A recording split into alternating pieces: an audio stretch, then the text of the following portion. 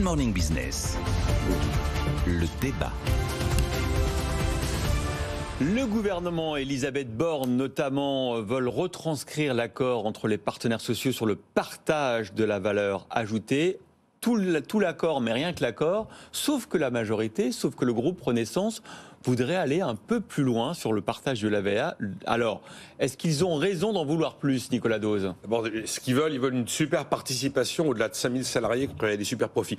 Avant d'essayer d'être un peu précis, ma réaction quand j'ai vu ça, je me suis dit non, là on arrête. On arrête les... C'est pas possible. On peut pas être dans la démagogie et la surenchère politique permanente parce que c'est une mesure qui est plutôt bien perçue par l'opinion, c'est du gain de pouvoir d'achat. Alors on va s'en récupérer un petit bénéfice politique.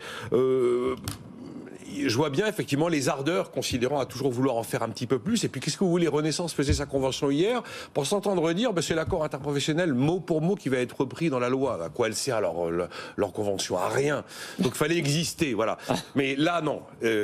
Ça c'est ma première réaction, c'est que je me suis dit assez, comme il nous arrive de dire quelquefois avec Jean-Marc sur ce plateau. Après, dans le détail, des super profits, personne n'a jamais su définir ce qu'était un super profit. C'est une notion complètement artificielle qui relève un peu de l'intuition. Donc le super profit déjà, parce qu'ils sont records, voilà. Ensuite, une super participation. Alors qu'est-ce que c'est ? C'est la même question. Les super profits sont indéfinissables, la super participation est indéfinissable.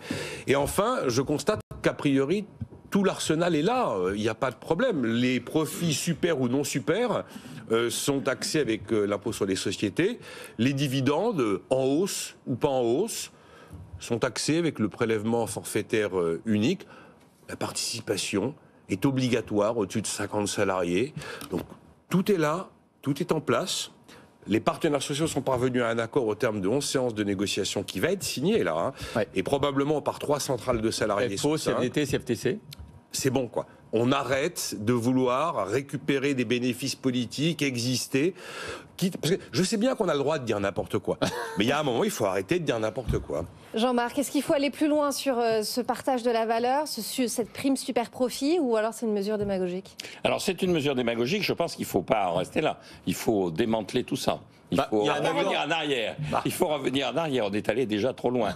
Alors après, effectivement, si le patronat a signé, je ne peux pas être plus royaliste que le roi et plus patronal que le patronat. Écoutez, M. Roux de Bézieux dit c'est un bon accord et il dit simplement aux hommes politiques ne vous en mêlez pas. Donc je pense qu'on doit en rester là. Mais fondamentalement, à mon avis, c'est quand même déjà trop loin. Encore une fois, le salarié, le travailleur doit être payé sur la base de l'efficacité de son travail, sur ce qu'on appelle la productivité marginale de son travail. C'est comme ça qu'on ferait une économie efficace et juste. Alors après, effectivement... Et alors, l'idée de participation du général de Gaulle, mon Jean-Marc Daniel. Vous savez bien qu'à la fois j'y suis hostile et que le peuple français y était hostile. Je me fais le plaisir à chaque fois de vous le rappeler par référendum. Eh oui, 69. En 69, le peuple a rejeté la participation. Tous ces gens qui disent « Ah oui, on n'a pas tenu compte en 2005 », il faudrait aussi tenir compte de 1969. En 1969, le peuple s'est exprimé.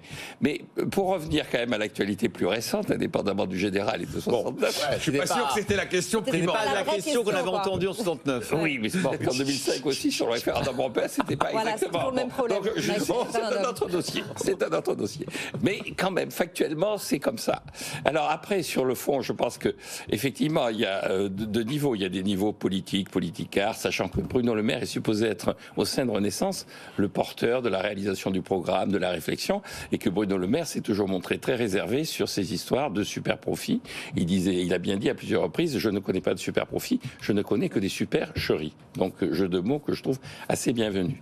Et puis, je pense que sur la dynamique générale, je vais me permettre la citation du jour pour conclure. Cette fois, c'est pas du latin, même si je pourrais essayer de faire du latin. C'est une citation de Jean-Baptiste Say, qui n'est pas n'importe qui. Jean-Baptiste Say, grand économiste du 19e siècle. Il écrit dans le traité, dans son célèbre traité, il est impossible qu'un gouvernement puisse non seulement se mêler utilement de l'industrie, mais éviter, quand il s'en mêle, de lui faire du mal. il est impossible qu'un gouvernement puisse éviter, quand il se mêle de l'industrie, de lui faire du mal. Qu'il ne se mêle de rien. Justement. Il nous oublie. Justement, Nicolas, là, si on garde l'accord interprofessionnel, le gouvernement ne se mêle de rien. Alors que Renaissance ne se mêle de rien et oublie son histoire de super participation. Maintenant, il y a une question qui va se poser. Parce que je vous rappelle que l'accord prévoit que 3 années de rentabilité en dessous de 50 salariés, si vous êtes au moins à 1% du chiffre d'affaires, vous devez verser de la participation. Je trouve ça pas malsain, ce principe de participation. Il ne faut pas qu'on arrive au moment où ces dispositifs vont être tellement super qu'il risque d'y avoir des effets de substitution aux hausses de salaire. Parce que le salaire, effectivement, dépend de la productivité. Non, en tout cas, Et là, ça peut devenir une question. accord qui serait applicable à partir de 2025. Oui, on alors rappelle. en plus, Elisabeth Borne n'a pas caché que, encore une fois, volonté d'exister, 2025 c'est loin, on veut de l'immédiat, vous savez, toujours tout de suite.